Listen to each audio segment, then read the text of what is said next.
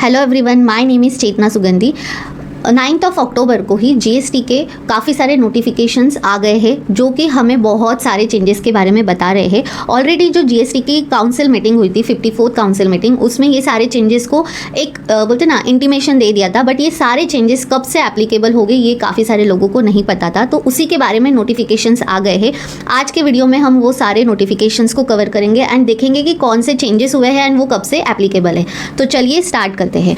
तो फर्स्ट जो नोटिफिकेशन आया है वो है 5/05/2024, जो कि हमें बताता है, ये है सेंट्रल टैक्स रेट के बारे में, जो कि हमें बताता है चेंज इन रेट। तो काफ़ी सारे प्रोडक्ट्स के ऊपर, सर्विसेज के ऊपर रेट्स जो है वो चेंज हो चुके हैं। ये नोटिफिकेशन की डेट आप देख सकते हो 8 अक्टूबर को है, बट ये पोर्टल पे कल ही रात में ही अपलोड हुआ है। उसमें ही तभी आए थे। तो जैसे कि फर्स्ट जो चेंज हुआ है वो ये कि कैंसर ड्रग्स पे 5% जीएसटी हो गए हैं। ये उनके नाम है, जो दवाइयों के नाम है उस पर ये 5% है। सेकेंड जो हुआ है नमकीन सेवरी प्रोडक्ट्स, उस पर पहले 18% था, अब हो गए हैं 12%। थर्ड जो है कार की सीट्स कवर, जो भी मोटर व्हीकल्स है उसमें उन्होंने कंडीशन दी है, convertible into beds and parts thereof other than seats of a kind use in a aircraft और seats of a kind use for a motor vehicle. Aircraft and motor vehicle जहाँ भी use होती है seats cover या फिर उनके क्या बोलते हैं जो कन्वर्टेबल पार्ट्स होते हैं उस पर पहले 18% था, अभी वो हो गया है 28%। एंड ये जो नोटिफिकेशन आया है, ये जो रेट एप्लीकेबल हो गए, ये हो गए 10 अक्टूबर, मीन्स आज से ही ये सारे रेट जो है वो अप्लाई होना स्टार्ट हो चुके हैं। नोटिफिकेशन नंबर 0624, ये भी हमें रेट चेंज के बारे में बात करता है। ये भी आया है 8 अक्टूबर को ही। एंड इसमें हमें बताया है अबाउट आरसीएम। ऑलरेडी जो मैंने एक वीडियो बनाया था 54th काउंसिल मीटिंग के अपडेट के ऊपर, उसमें मैंने आरसीएम के बारे में भी डिस्कस किया था कि कमर्शियल प्रॉपर्टी जो भी अभी हम रेंट आउट करते हैं उसके ऊपर भी आरसीएम एप्लीकेबल हो गया है। बट ये नोटिफिकेशन हमें बताता है अबाउट मेटल स्क्रैप। जो भी अनरजिस्टर्ड पर्सन, अगर रजिस्टर्ड पर्सन को मेटल स्क्रैप सेल करता है तो उन्हें अभी आरसीएम एप्लीकेबल हो चुका है। सेम यूआरडी टू आरडी अगर सेल हो रहा है, देन जो परचेस कर रहा है उसे आरसीएम पे करना है उसके ऊपर। ये भी जो चेंज है ये भी अप्लाई हो चुका है 10 अक्टूबर से। तो ये हमें बताता है आरसीएम ऑन मेटल स्क्रैप, वो भी अप्लाई हो चुका है 10 तारीख से।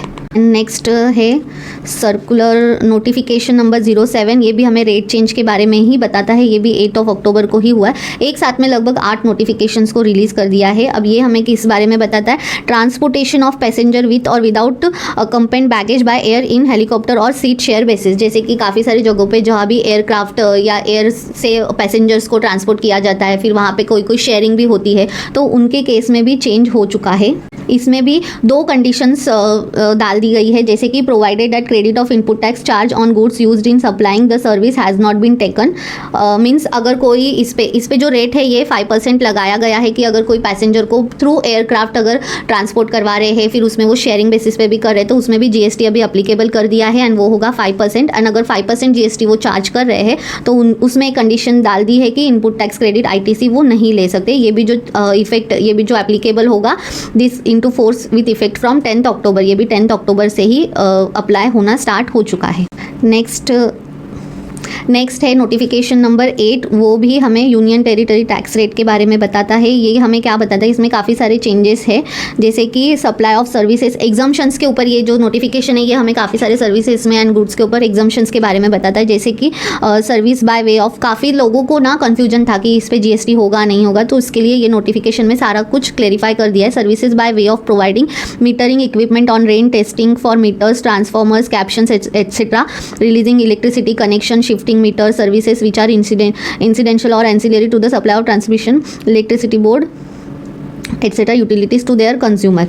Then research and development services against consideration received in form of grant supplied by government entity and research association, university, colleges, other institution, उनके ऊपर भी जो है अभी वो नील कर दिया है, एग्जम्पशंस दे दिया है। बस उसमें एक कंडीशन डाली, provided that research association, university, college and other institution notified under clause 2 और 3 ऑफ सबसेक्शन 1, कि जो भी जैसे कि गवर्नमेंट एंटिटी होनी चाहिए एंड इंस्टीट्यूशन नोटिफाइड होने चाहिए, ये सब उसमें डाल दिया है।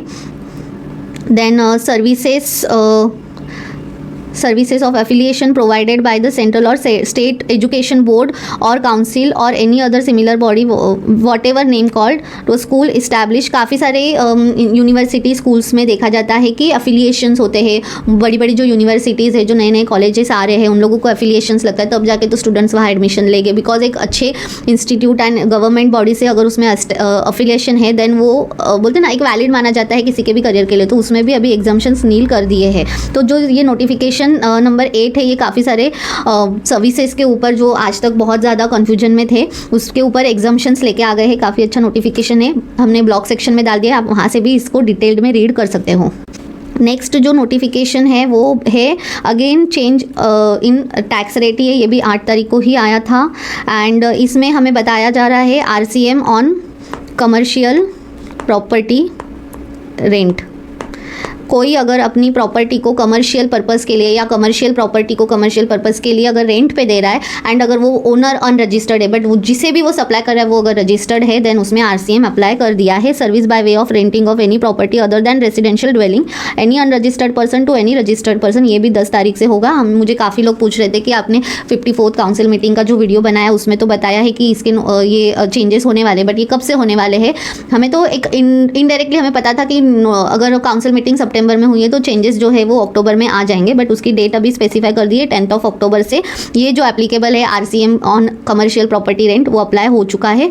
तो अगर कोई अगर आप बिजनेस ओनर्स हो या अगर आप कोई प्रोफेशनल हो एंड आपके क्लाइंट जो भी ऑफिस रेंट पे करते हैं, तो इस मंथ से हमें वो देखना बहुत ज़्यादा ज़रूरी है कि अगर वो रेंट किसी अनरजिस्टर्ड पर्सन को पे करे तो उस पर अभी RCM एप्लीकेबल हो जाएंगे। नोटिफिकेशन है 21 जो कि है सेंट्रल टैक्स का, जो कि हमें बताता है वेवर के बारे में। जैसे कि GST में एक सेक्शन को इंट्रोड्यूस किया है 128A कैपिटल A, जो हमें बताता है waiver of interest and penalty.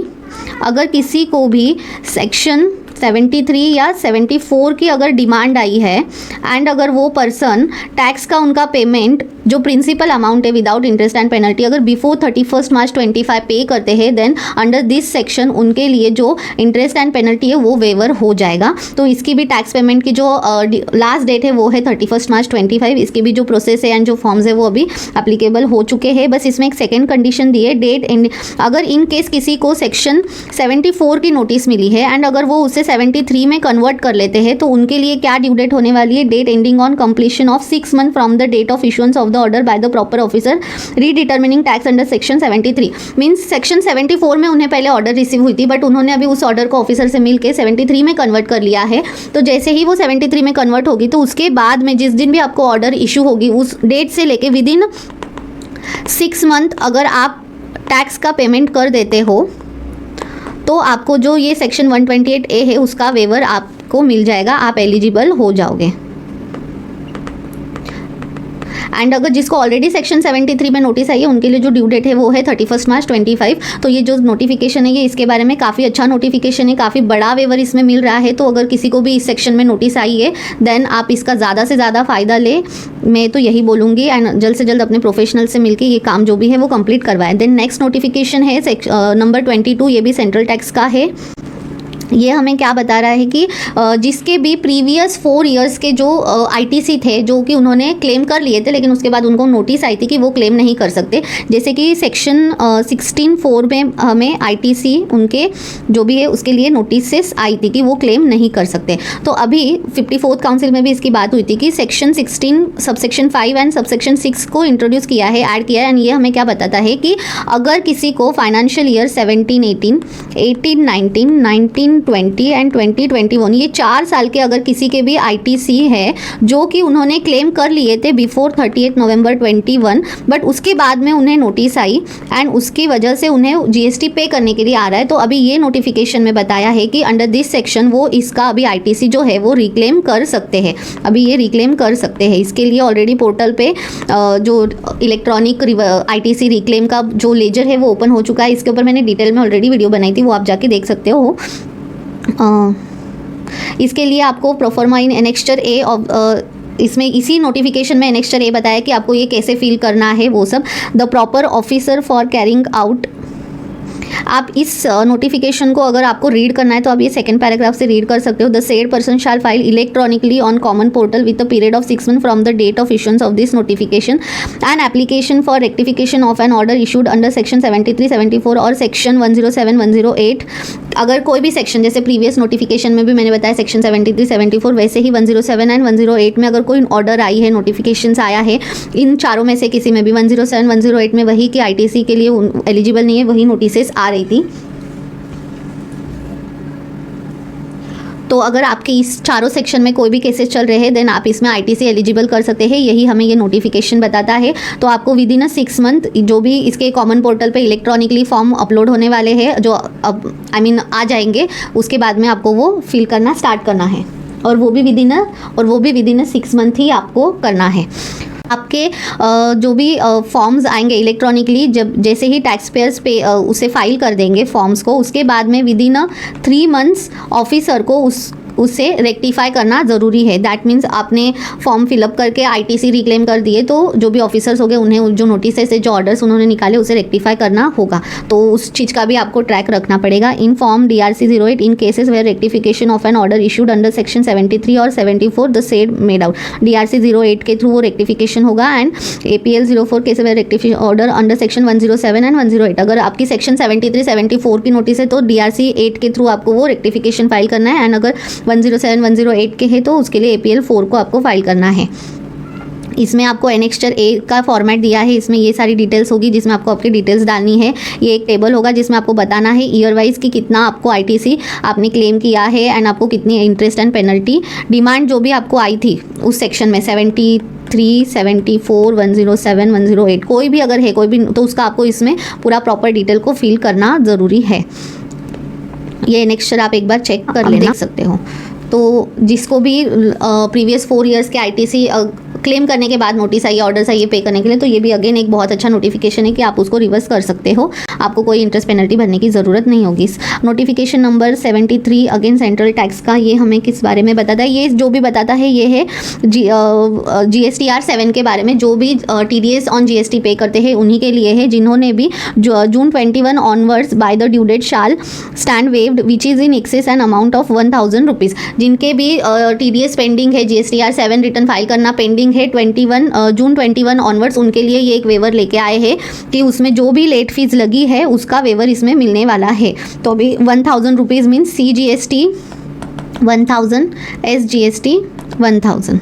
Okay, ये आप इधर से रीड कर सकते हो। Hereby waive the amount of the late fee payable under section 47 of the said act by the any registered person required to deduct tax at source under the provision of section 51 of the said act, failure to furnish return in form GSTR 7 जिसके भी GSTR 7 return pending है of the month June 21 onwards लिखा है by the due date which is in excess of amount 25 rupees every day during which such failure continues। Means जो भी जैसे कि CGST 25, SGST 25 which is maximum this. तो अगर आपको ये लेट फीस लगती है एंड अगर आपके रिटर्न पेंडिंग है जून 21 ऑनवर्ड्स, देन आपको जो लेट फी है उसका भी वेवर आ गया है। अगेन ये भी एक अच्छा नोटिफिकेशन आया है।